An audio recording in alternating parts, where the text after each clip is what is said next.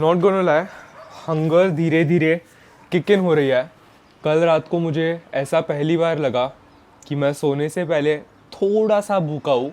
इतना नहीं जितना मैं 1500 कैलोरीज या 1600 कैलोरीज पे रहूँगा, पर वो थोड़ा एम्प्टी स्टमक वाली जो फीलिंग आती है वो मुझे पहली बार कल रात को महसूस हुई। और इवन आज सुबह जब मैं उठा तो वो एक कम्प्लीटली फिल्ड अप स्टमक के साथ नहीं था जैसे मुझे आदत है। इसका पॉजिटिव ये है कि हम जिस कैलोरी डेफिसिट में इस प्रेप के स्टार्टिंग में है वो क्लियरली काम कर रहा है, क्योंकि मैं एक कैलोरी डेफिसिट में हंगर को एक बुरे पर्सपेक्टिव से बिल्कुल नहीं देखता। आई फील लाइक अगर मैं हंग्री हूँ, इसका मतलब बॉडी के अंदर जो भी कॉम्प्लिकेटेड प्रोसेसेस और मैकेनिज्म्स रहते हैं they are clearly doing something right. Calories की वैसे बात की तो प्रेप स्टार्ट होने के पहले हमारे जो कैलोरीज थे वही कैलोरीज हम अभी कंज्यूम कर रहे हैं। We are almost 1 week into the diet और अगले एक हफ्ते तक हमारे कैलोरीज सेम ही रहेंगे।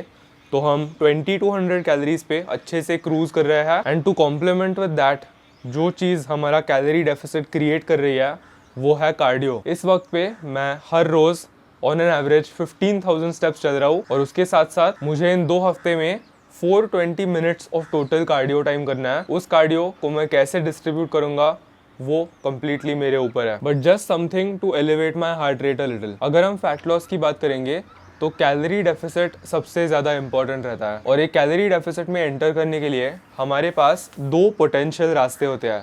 रास्ता नंबर 1, हम हमारे कैलोरीज को मैनिपुलेट करके कम खाना खा के एक डेफिसिट में एंटर कर सकते हैं, या हम हमारी एक्टिविटी लेवल यानी हमारा कार्डियो और हमारा मूवमेंट इसे बढ़ा के एक कैलोरी डेफिसिट में एंटर कर सकते हैं। दोनों रास्ते इवेंचुअली सेम एंड पॉइंट तक जाते हैं। चॉइस हमारे ऊपर है। अगर फॉर एग्जांपल इन 2 हफ्तों के बाद मेरा जो फैट लॉस है वो एक प्लेटो पे आ जाता है तो I can either reduce my food और इंक्रीज माई एक्टिविटी लेवल। अगर लेट्स से मेरे in general he energy levels थोड़े से लो है तो मैं फूड को मे बी थोड़ा सा ड्रॉप डाउन करूंगा और कार्डियो बढ़ाने का ऑप्शन मे बी बाद के लिए सेव करूंगा। ऑन दी अदर हैंड, अगर मेरे एनर्जी लेवल्स ठीक है पर मुझे बहुत ज़्यादा भूख लग रही है तो हम कैलोरीज को बिना घटाए एक्टिविटी लेवल इंक्रीज करके एक गहरे डेफिसिट में जाएंगे। दैट्स इट यार। फैट लॉस बहुत सिंपल होता है। मेंटेनेंस कैलोरीज हो गया, उससे कम कैलोरीज खाओ, एक कैलोरी डेफिसिट में एंटर करो and you will burn fat. जो चीज़ आई थिंक लोगों को थोड़ी सी ज़्यादा ट्रिकी लगती है वो है अकाउंटेबिलिटी और पेशेंस। क्योंकि मैं आज फैट बर्न करने के लिए जो भी कर रहा हूँ वर्सेस जब मैं 2 वीक्स आउट होऊंगा और जब मुझे वो एंड का स्टबर्न फैट निकालना होगा, दोनों चीज़ों में मैं सेम चीज़ें कर रहा हूँ। It is just a deficit over a long period of time. So वो है आज की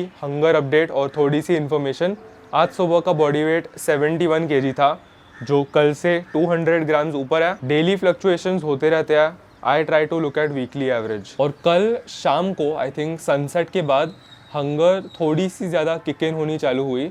लकीली आर्यन घर पे आया था, इसीलिए मैं और आर्यन दोनों मिलके नीचे थोड़ा सा चल रहे थे, उसके गाड़ी में चल कर रहे थे, चेस खेल रहे थे। सो क्योंकि मैं घर के बाहर था, मैं इन अ वे थोड़ा सा ज़्यादा डिस्ट्रैक्टेड था और मैं फूड के बारे में इतना सोच नहीं रहा था। ये भी एक बहुत अच्छी हैक है जो आप इम्प्लीमेंट कर सकते हो। अगर आप ऑफिस जाते हो तो I feel like it is the best situation, क्योंकि एक फैट लॉस के कॉन्टेक्स्ट में आप ऑलमोस्ट पूरा दिन मेंटल वर्क के साथ डिस्ट्रैक्टेड हो। पर वीकेंड्स को आपके लिए खुद को एक सिस्टम ढूंढ निकालनी पड़ेगी।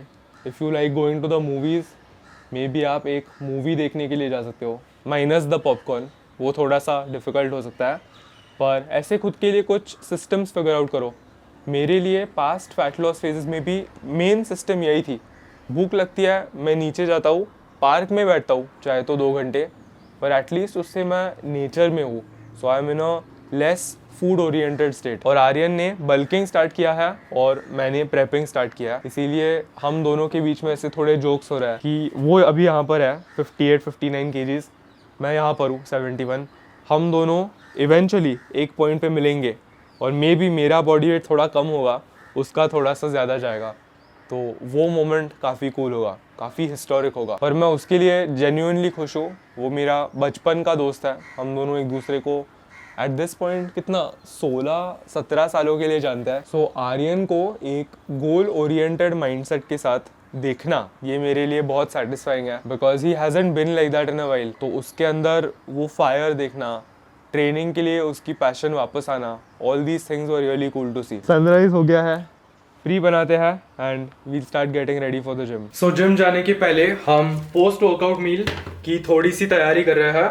यहाँ पर है 60 ग्राम्स ओट्स, एक केला जिसका वेट मैं ऑब्वियसली डालूंगा। वैसे मेरे डाइट में 75 grams of banana ideal calories में फिट होता है, पर आई थिंक ये थोड़ा सा छोटा है, so this should be 60-ish।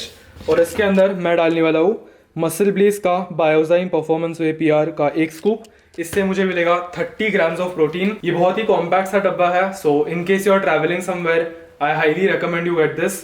मेरे इस दिल्ली ट्रिप में मैं इस बॉक्स को अपने केबिन लगेज में लेके गया था। प्लस एडेड बोनस यह है कि इसके अंदर 3 ग्राम्स ऑफ क्रिएटिन भी आता है। तो आपको बेसिकली 2 प्रोडक्ट्स के बेनिफिट्स सिर्फ एक डब्बे में मिल रहा है। इस प्रोडक्ट की लिंक मैं नीचे डिस्क्रिप्शन बॉक्स में डाल दूंगा। तो आज का गेम प्लान बताने के पहले मैं बस ये कहना चाहता हूँ कि आज चेस्ट डे है और इसके लिए मैं 3 दिन रुका था। So finally that day is here. पर मेरा जो राइट शोल्डर है वो मुझे पिछले 3 हफ्तों से थोड़ा थोड़ा करके बॉदर करते आ रहा है, और मुझे एग्जैक्टली पता है कि ये क्यों हो रहा है, बिकॉज ये पास्ट में 1000 बार हो चुका है और इसके पीछे एक कहानी है। सो get ready for a gym story. जब मैं 19 था तब हम इवॉल्व में हर हफ्ते एक 1 rep मैक्स लगाते थे, और उस टाइम पे टेक्निक का इतना इम्पोर्टेंस नहीं था, इसीलिए बेंच पे स्कैपुला रिट्रैक्ट करना, अपने शोल्डर ब्लेड्स पीछे रखना, ये सारी चीज़ें ना पता होने की वजह से जो भी लोड आता था वेट पुश करते वक्त वो सारा अपने फ्रंट डेल्ट पे आता था। और इमेजिन कि 1 rep मैक्स मतलब it is that amount of weight जो आप एक सिंगल रेपिटेशन के लिए हैंडल कर सकते हो। तो गलत फॉर्म के साथ 1 rep मैक्स लगाने की वजह से मैं आई थिंक 110 बेंच कर रहा था, एंड मुझे महसूस हुआ वो जो क्रंची फीलिंग रहती है रैप लगाते वक्त, but I didn't stop, I continued pushing. और उस स्टूपिड इंजरी की वजह से मेरा अगले 3 या 4 महीनों के लिए शोल्डर गया था। मैं अलग अलग फिजियोज के पास गया, अलग अलग थेरेपी करवाई, but with time it healed itself. पर ये एक ऐसी चीज़ है जो ज़िंदगी भर वैसे ही रहने वाली है। मैंने प्रीतिश को भी दिखाया है, प्रीतिश मेरा कायरोप्रैक्टर / मैजिशियन है, तो उसने भी बोला कि जस्ट बी केयरफुल और ऐसे चीज़ें मत कर अपनी ट्रेनिंग में which will keep poking that shoulder. So where I am going with all of this is, जब भी मैं किसी भी मशीन प्रेस से ब्रेक लेके फ्री वेट प्रेस पे चला जाता हूँ, like barbell bench, incline dumbbell bench, तो स्टार्टिंग में वो बहुत अच्छा फील होता है, पर 3 और 4 वीक्स इनटू डंबल प्रेसिंग या बेंच प्रेसिंग वो जो भी पेन है वो धीरे धीरे वापस आना चालू होता है। एंड इट सक्स बिकॉज मैं ज़िंदगी भर अब मशीन प्रेसेस ही कर पाऊँगा अपने चेस्ट के लिए इन अ वे। अगर मुझे उससे बोर हो गया तो मैं एक टेम्पररी पीरियड के लिए ही इंक्लाइन डंबल लगा सकता हूँ। तो दैट इज़ समथिंग कि मुझे एक्सेप्ट करना पड़ेगा। और जब मैंने दिवाली यानी लास्ट महीने अवधूत के साथ कोरिंथियंस में ट्रेनिंग सेशन लगाया था, तब आई थिंक मेरी इंक्लाइन डंबल की फेज़ चालू हुई थी। इट वॉज फीलिंग ग्रेट, पर मुझे at the back of the mind पता था कि कुछ हफ्तों के बाद ये वापस आ सकता है, and it has come back. So going forward हमारे चेस्ट डेज में हम वापस सेफ मूवमेंट्स चूज़ करेंगे, ऐसे मूवमेंट्स जिनमें मेरी शोल्डर स्टेबिलिटी कॉम्प्रोमाइज़ नहीं होती। तो आज का गेम प्लान होगा चेस्ट के लिए 8 सेट्स, शोल्डर के लिए 8 सेट्स।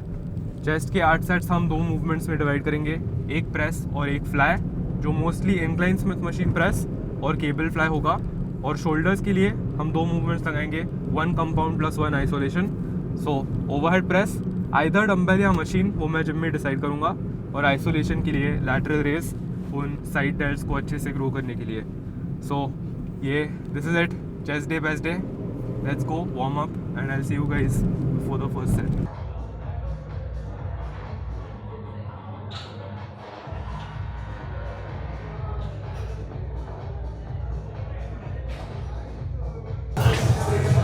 तो आपने मुझे पुलअप्स करते हुए देखा और आप कंफ्यूज हो गए, आज तो चेस्ट डे था, मैं पुलअप्स क्यों लगा रहा हूँ। तो जब आप किसी भी टाइप की प्रेसिंग मूवमेंट लगाते हो तो आपके लैट्स आपको बेंच पे स्टेबलाइज करने में बहुत ज़्यादा मदद करते हैं। इसीलिए किसी भी टाइप के बेंच सेशन के पहले मैं आइदर लैट पुल डाउन का 1 सेट या पुलअप्स का 1 सेट लगाता हूँ और अपने स्कैपुला को अच्छे से वार्म अप करता हूँ। इससे बेंच के ऊपर लेटने के बाद मेरी जो स्टेबिलिटी होती है वो बहुत ही ज़्यादा एनहांस होती है।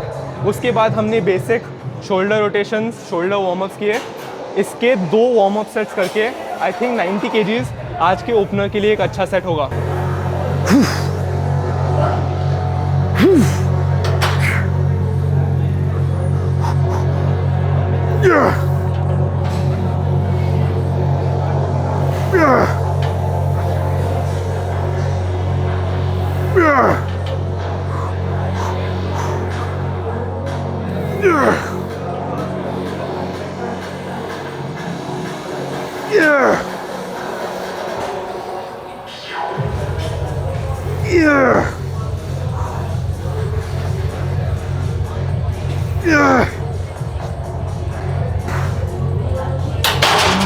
आई थिंक ये जस्ट 40 था, सो मैं अगले सेट के लिए ये 15 निकालूंगा और 10 और 2.5 ऐड करूंगा। बेसिकली ईच साइड पे 2.5 kg कम।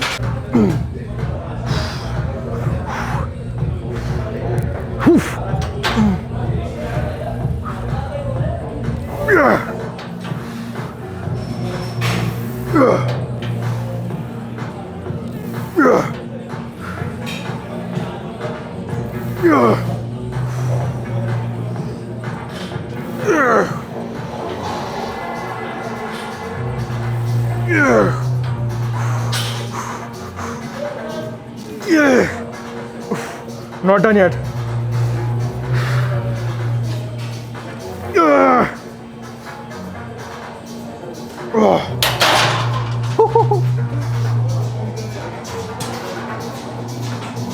समीर सर ऐसा चल रहा है। पोजिंग सीख गया ना तुम?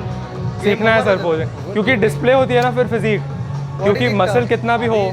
इसके पास भी है, उसके पास भी है। दिखाना मांगता हाँ। ना, जस्ट मैं देखूंगा कैसे, Display। ऐसा नहीं थोड़ी तुम दिखाना मांगता कि हाँ चलो ये ऐसा पोजिंग किया, फ्लो में बहुत मजा आता। और कितना ब्यूटीफुल रहता है वो जब फ्लो में होता है ना। हाँ, जो वो रहता है ना कि मेरे पास ये मसल नहीं है तो इसको छुपा के दूसरा एक मसल देना, तो वो बहुत क्रेजी यार। आप करो, मैं तो देख देखता खुश हो गया। मतलब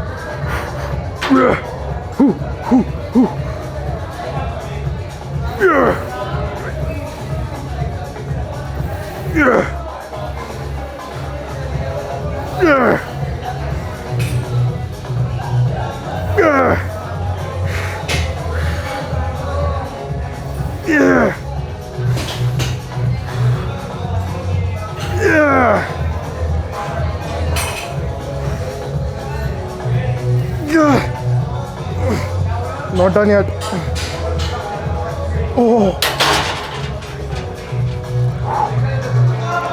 Train that hard. So ये सेट 40 सेकेंड्स के थोड़ा सा नीचे था, इसीलिए मैं अपने ईगो को छोड़ के 2.5 हटाऊंगा और 80 के साथ अपना बचा हुआ सेट लगाऊंगा।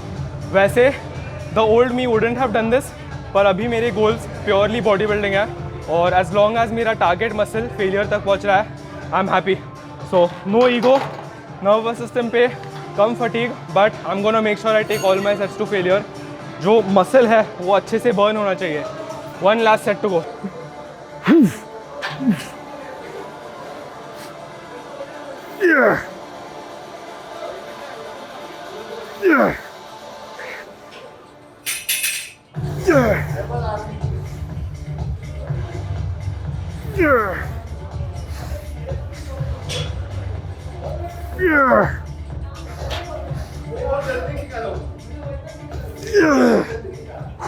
Not done yet. Not done yet.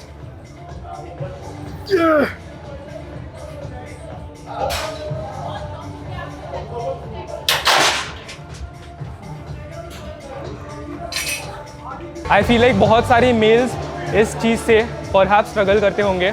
अगर आप एक टीनेजर हो, आई एम ऑलमोस्ट 100% श्योर कि आपकी जो बेंच प्रेस की टेक्निक है वो आपके बॉडी बिल्डिंग गोल से अलाइन नहीं होती। Most people when they look at the bench press, ये एक बहुत ही ज़्यादा कम्पिटिटिव लिफ्ट है।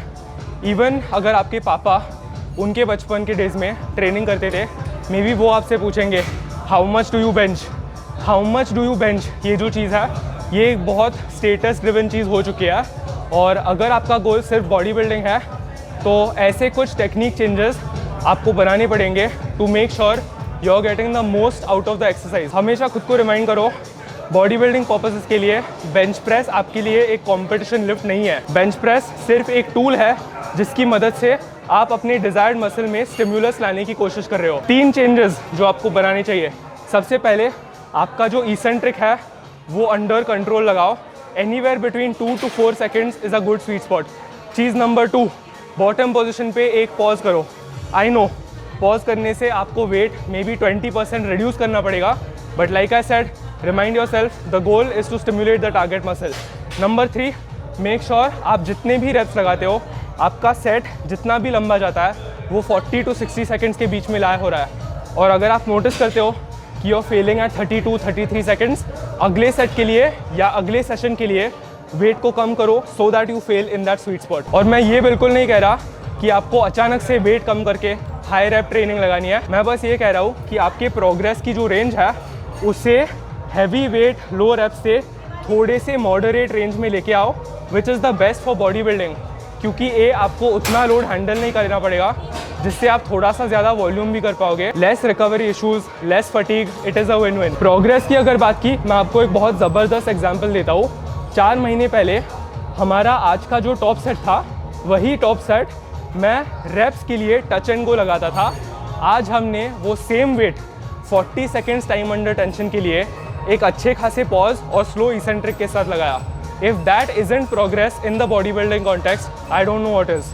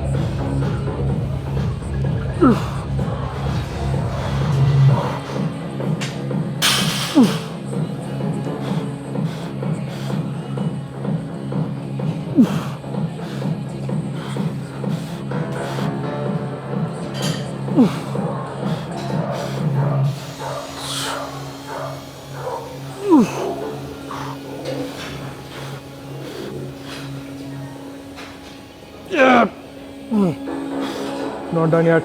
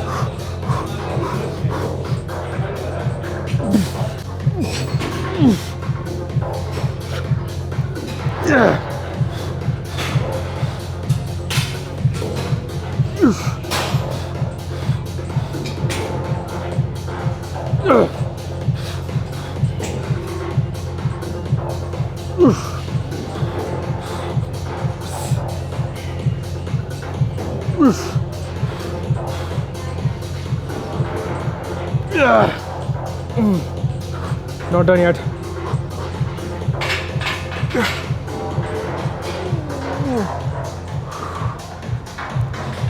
मुझे शीशे में देख के बहुत ही अच्छा लग रहा है।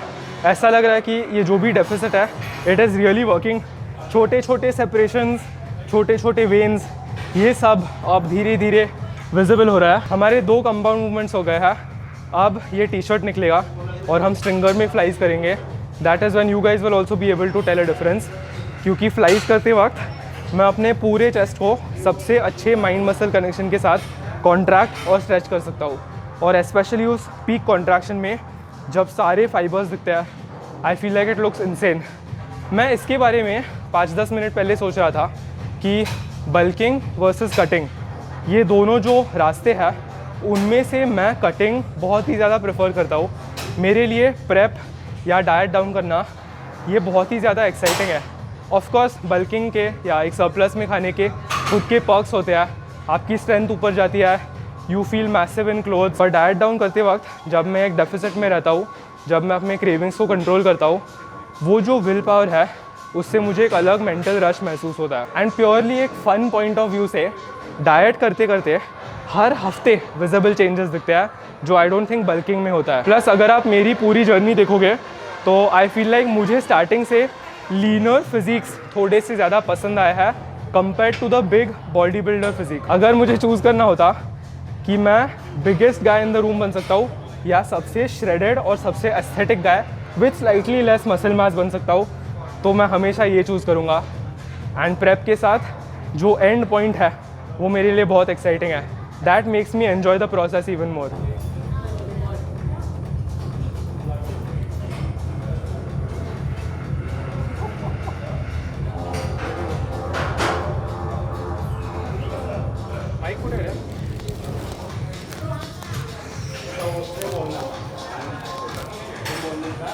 Yep.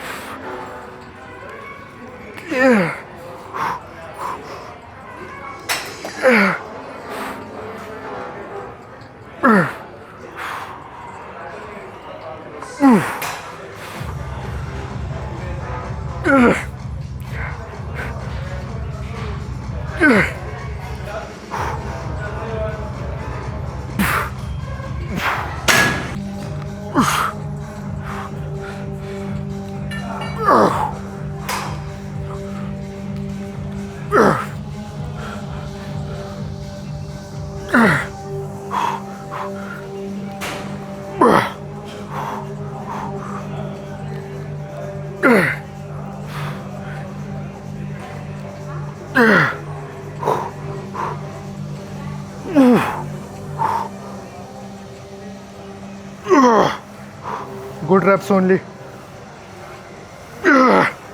Not done yet. Not done yet. Evolve में एक्चुअली 2 केबल स्टेशन है, पर जो पुरानी वाली केबल स्टेशन है उसका एक केबल टूट गया है and it's a little crowded. 4-5 लोग ऑल्टरनेट कर रहा है, इसीलिए मुझे उसके चक्कर में नहीं पड़ना है। सो 2 फ्लाइज के जो सेट्स बचे हैं वो हम पैक डेक पे करेंगे and we'll call it a wrap. वैसे फ़र्क नहीं पड़ता, याद रखना चेस्ट का basic formula 1 press plus 1 fly है, सो 4 सेट्स प्लस 4 सेट्स। उसके अंदर मैं उन सेट्स को कैसे भी डिवाइड करूँ, it doesn't make a difference. मेरे चेस्ट को कुछ पता नहीं चलने वाला, उसको सिर्फ ये पता है कि मैं एक ऐसी मूवमेंट लगा रहा हूँ जहाँ पर मेरे हाथ यहाँ से यहाँ जा रहा है। End of story.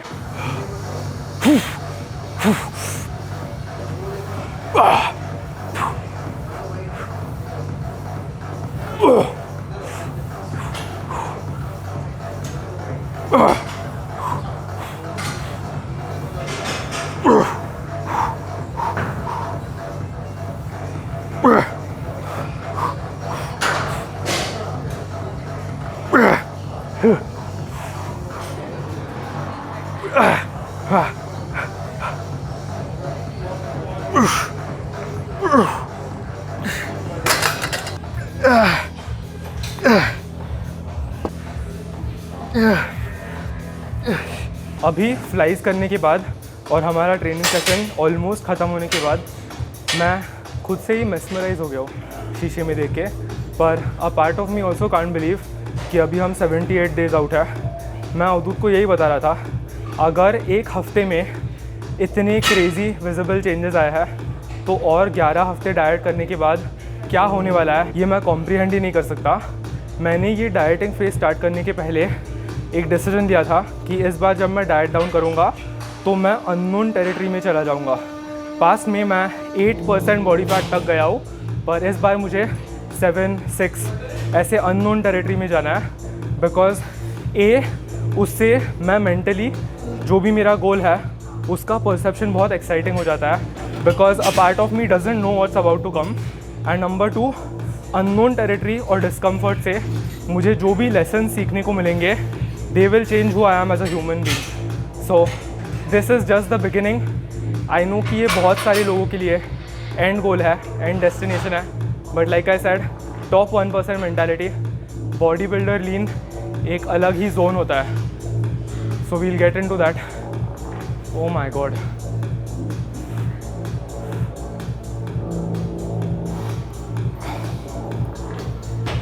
Even let's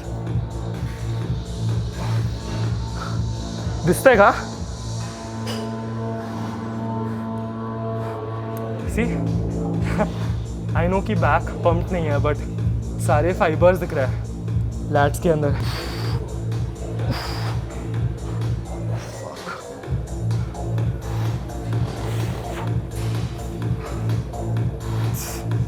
बस पोजिंग सीखना है। अगर मैं पोजिंग सीखूंगा तो मैं अपनी फिज़िक को और बेहतर डिस्प्ले कर पाऊंगा, इज़ व्हाट आई फील।